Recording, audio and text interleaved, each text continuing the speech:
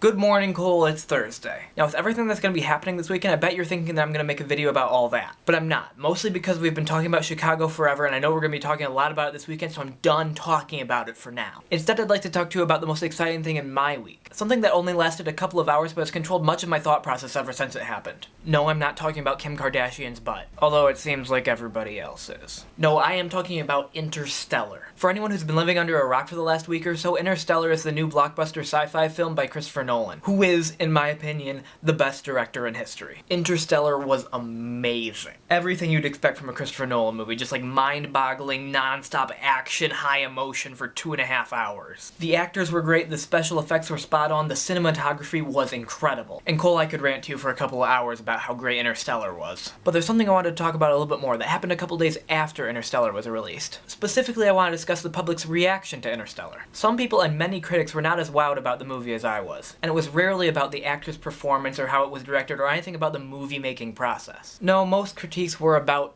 the science, which kinda makes me mad. Pretty much people just saw wormholes and black holes and special relativity and turned into giant squids of anger like, no, it's so wrong. And there are a couple things wrong with that approach. First of all, I don't think that any science movie could actually be proven to be fully wrong. Like, there were a lot of things that I questioned, but there wasn't a single moment where I was like, that is incorrect. And I will remind you that I learned physics from the best teacher in the state of Michigan. Every super advanced scientific topic that was covered in the movie, the scientific community is not actually sure how it works. For all we know, wormholes could work exactly like they did in Interstellar. So we can't say if it was right or if it was wrong. The only thing that we know is wrong are the people who are saying it's definitively right or wrong. So that brought me to the question of why are these people claiming that it's so wrong? And I don't claim to be an expert, but I think I figured out the answer. People like to sound smart. So if you can point at a sci-fi movie that was co-written by a professor of astrophysics and say, that was wrong, you sound smart. You sound like you know about wormholes and black holes and special relativity. But the problem is,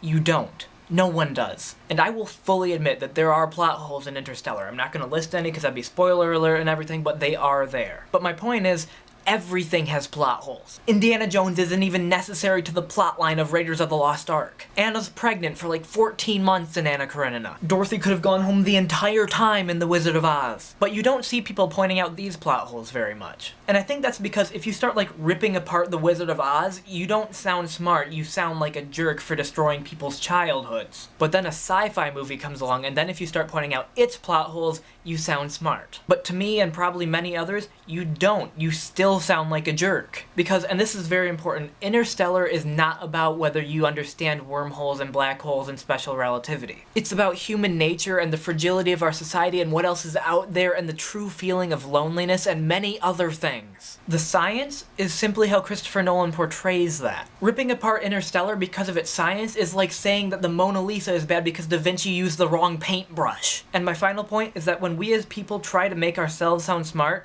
we're also trying to make other people sound dumb. Like somehow it's not enough for you to know about science, you have to make sure that you know more about science than Christopher Nolan. And when we do this, it actually hinders the process of learning for us as a society. As Randall Munroe from XKCD puts it, saying, what kind of idiot doesn't know about the Yellowstone supervolcano is so much more boring than getting to teach someone about the Yellowstone supervolcano for the very first time. So that's my encouragement to everyone, to stop trying to show off what we know, or really what we don't know, and focus on trying to teach others what we do know. And so everyone, go see Interstellar, whether you're doing it for the science or for the emotion or just because it's a good movie. Also, if you're in the Kalamazoo, Michigan area for the weekend, go see Chicago at Portage Northern. I'll be there. So Cole, I'll see you in real life tomorrow.